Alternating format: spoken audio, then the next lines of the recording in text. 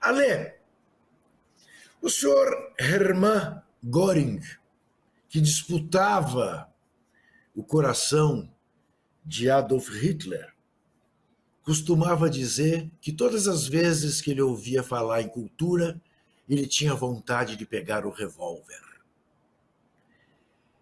Nós ainda convivemos com pessoas no poder que têm esse sentimento? Claro que convivemos, infelizmente, né?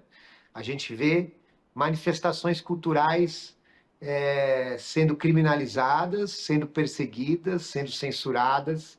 Assistimos isso no governo Bolsonaro todos os dias, né?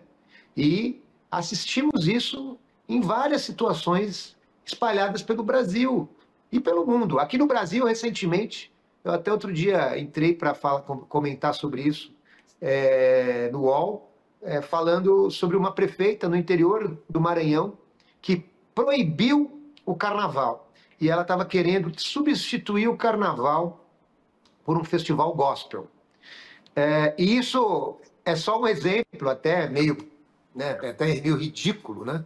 Mas é um exemplo da onde as coisas conseguem chegar nessa insanidade diante dessa perseguição permanente.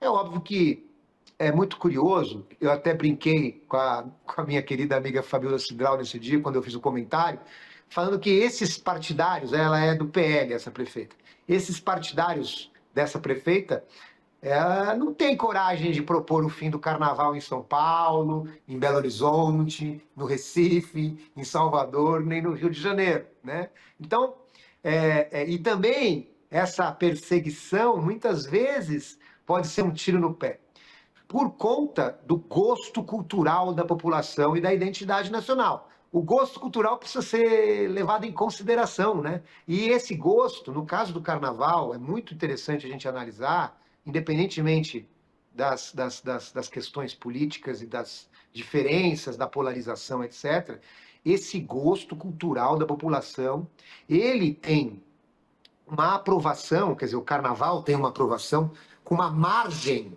muito maior do que a margem de uma eleição presidencial hoje em dia entre um lado e outro.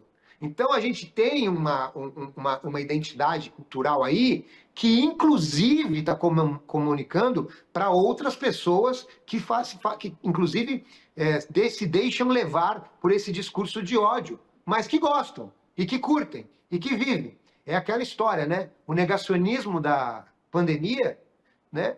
E a crítica criminalizando a cultura, era feito pelos correligionários do ex-presidente, mas depois desligava a internet e assistia uma série, assistia uma novela, via um filme, ouvia uma música. Quem é que faz a série, quem é que faz a novela, quem é que faz o filme, quem é que faz a música, né, Juca? Então, tem uma coisa aí mal parada que precisa ser esclarecida. E eu acho que a melhor forma é continuar fazendo coisas bonitas, fortes, belas, sem parar. Eu ainda estou aqui ganhando todos os prêmios. É a Fernanda Torres dando um show no mundo inteiro, quer dizer, que nos representando de um jeito que a gente nem imaginava ser possível hoje. Tá um calor, né, no coração. É o Walter Salles, é a beleza que está acontecendo em torno da nossa cultura, mesmo com as dificuldades que nós sabemos que existem. E furando bolhas e fazendo uma bilheteria absurda, maravilhosa no cinema, e trazendo essa história do passado para um presente que está tão quente, está tão verdadeiro hoje em dia, né? Então acho que é assim que a gente enfrenta essa situação. Ensinando história, né, Ale? Eu acho que não há. Outro dia eu vi alguém que fez essa comparação e eu acho que faz todo sentido. O Ainda Estou Aqui está para a história do Brasil, assim como o História Oficial está para a história da Argentina. Perfeito! Não é verdade? É uma coisa assim. Perfeito! 4 milhões de pessoas foram ver já. A juventude se deu conta de uma realidade que ela ouvia falar à distância, não fazia muita ideia do horror que era aquilo, de como uma família pode ser destruída por um gesto arbitrário de um ditador de plantão. né?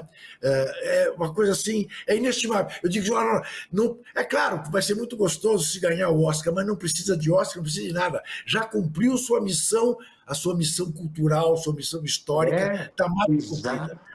Né? E Concordo total, concordo. sem um exagero, né, Ale? Na Não, medida. a Hollywood Reporter colocou na capa a Fernanda Torres falando, ela já ganhou. Porque ela já ganhou, porque ela mostrou para o Brasil o que tinha acontecido naquela época. O filme mostrou para o Brasil. Né? Isso é o nosso principal prêmio. E ainda mais nesse momento que a gente está lidando aí com as questões do 8 de janeiro, com as questões que a gente precisa defender muito fortemente que não haja a anistia, que não haja essa presepada que eles estão tentando criar aí. E isso é muito importante, né? A gente, aliás, é muito bonito, queria também registrar, que quando nós fizemos a homenagem ao Marcelo, ali no Baixo Augusta, depois daquele momento catártico, o público todo gritou sem anistia. Sem anistia, sem anistia, sem anistia. Isso é uma compreensão de um ensinamento que vem do filme, do público que assistiu o filme. Isso não tem preço. Isso não tem preço. É muito sublime e muito importante a gente poder viver isso nesse momento tão difícil que a gente está vivendo, né?